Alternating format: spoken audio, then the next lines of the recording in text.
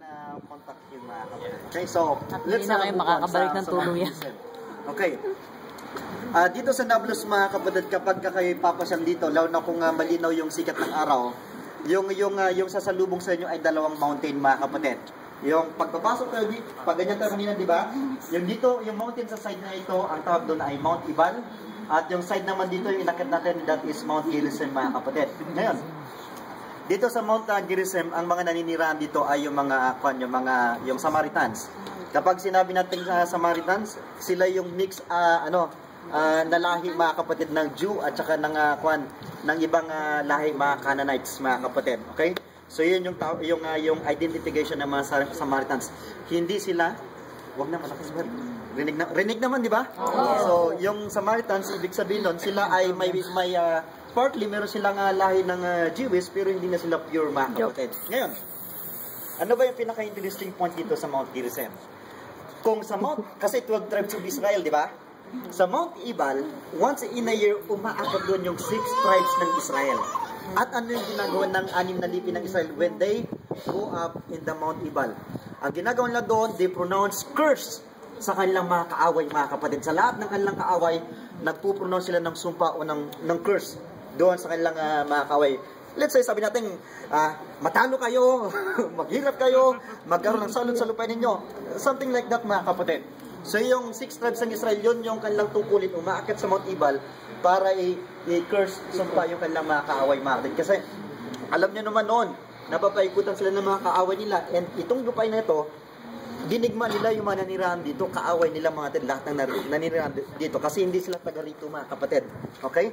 And then, on the other side, yung Mount Gerizim, bakit yun yung pinili ko na puntahan natin? Kasi kung yung 6 tribes pumupunta ron para sumpain yung kaaway nila, dito naman, they go up para mag-pronounce naman ng blessing sa kanilang lahi. So, Lord, pagpalain mo yung lahi namin, pagpalain mo ang Israel, pagpalain mo ang lahi ni Jacob. And that's it, mga kapatid. So, 6 tribes on the other side to curse, and 6 tribes on the other side, in the other mountain, to pronounce blessing, mga kapatid. Okay. So, yun yung kasaysayan ng Mount Ebal Mountain. So, every year, ay ginagawa yan ng mga Jewish mountain.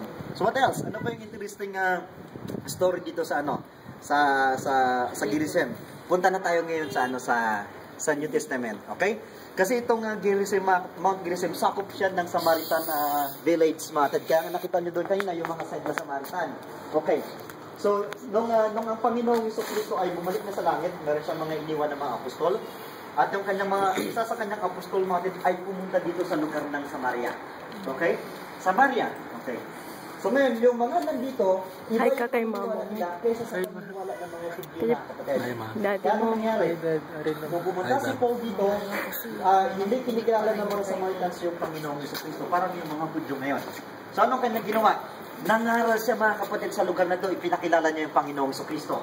So ngayon, maraming tao noon dito sa lugar na ito ang sumampalataya sa Panginoong Jesucristo. At ito yung isang pinaka-noted na character na sumampalataya sa Panginoong Jesucristo.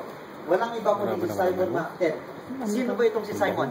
Si Simon ay isang mangkukulam, mga kapatid. At ayon sa abilidad ng kanyang kapangyarihan, biniwits niya yung mga tao dito. Kaya ang mga tao sumasamba sa kanya, sumasampalataya sa kanya, at kinikilala siya na parang some kind of God, mga kapatid, itong si Simon. Okay. Pero one day mga kapatid, itong mangkukulam na ito, narinig niya yung mensahe patungkol sa buhay ng Panginoong Jesucristo. That He died on the cross to redeem us from all our sins and to save us and to give eternal life sa sino mang sasampalataya sa atin, sa Panginoong Jesucristo. Kaya ngayon, nung marinig ni Simon na the witchcraft, yung message na yun, katulad ng ibang Samaritan dito, sumampalataya din siya sa Panginoong Jesucristo. And then, ano pang nangyari? Since nag-stay dito si Philip at nangaral siya ng salita ng Panginoong Diyos, one time, nung pumunta dito yung ibang apostles na kapatid, yan sa Samaritan village, nililayans nila yung mga sumampalataya sa Panginoong Jesucristo at nakita niya na mayroong mga bumababang apoy, yung banal na Espiritu Santo. Sabi niya, gusto ko rin magkaroon nun. Bigyan nyo rin ako ng kapangyarihan na katulad ng para kapag inilayans ko yung kamay ko sa mga tao, sila, bababa din yung banal na Espiritu sa kanila sa anyong apoy at mabuhos po sila. And then sabi niya, magkano yung kinakailangan kong ibayad para magkaroon ako ng ganong kapangyarihan. Pero alam niyo, sabi ng apostol, sabi ng lingkod ng Panginoon Diyos, hindi tama yung puso mo. Hindi tama yung puso mo. Hindi mo kayang bayaran ang paloob ng Panginoon Diyos. Sabi sa kanya. Kaya ngayon, sabi sa kanya, magsisi ka kung gusto mo nga patawan ka ng Diyos sa bagay na yun sinabi. So ano yung maganda dito kay Simon, mga kapatid?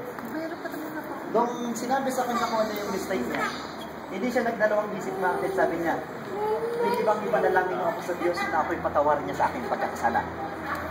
So, you see, mga kapatid, so kaya itong dating mangkukulam, natutong sumampalataya sa Panginoong Kristo.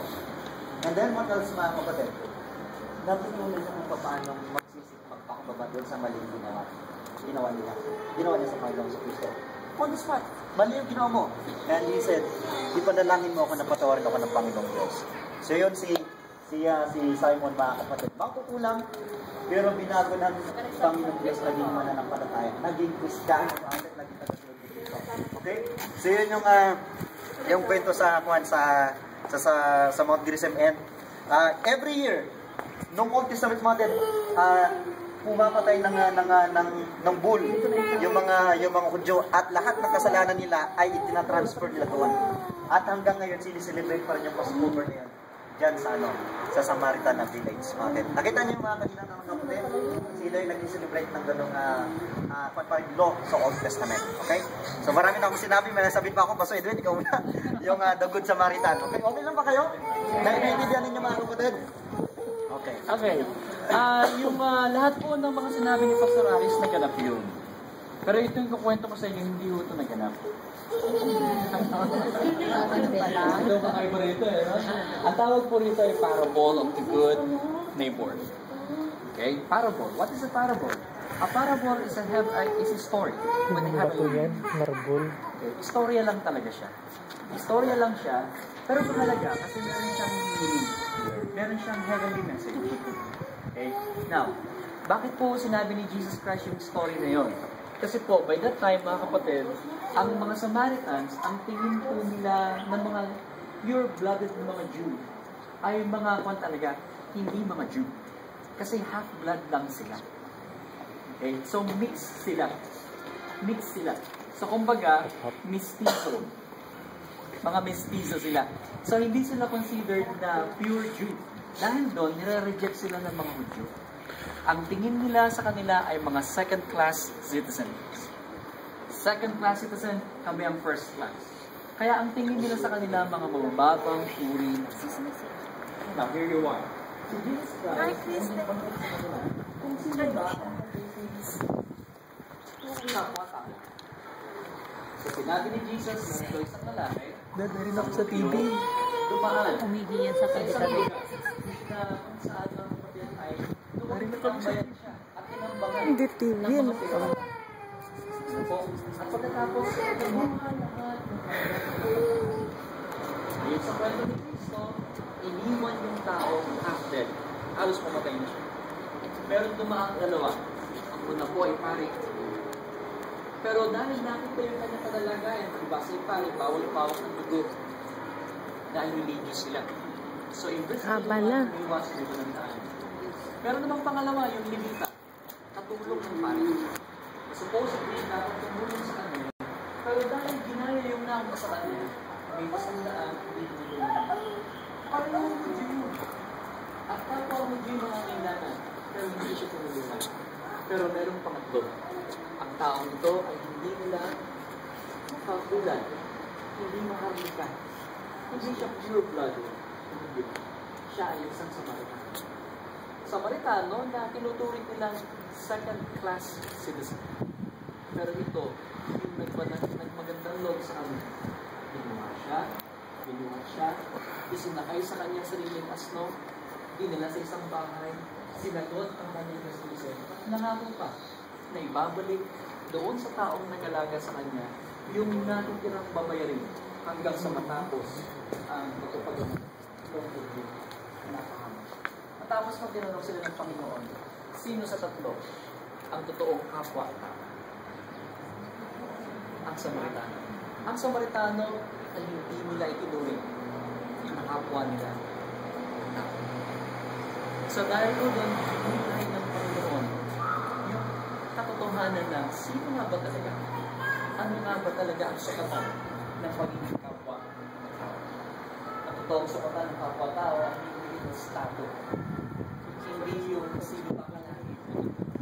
Ang totoong kapwa-tao ay yung iibig sa'yo sa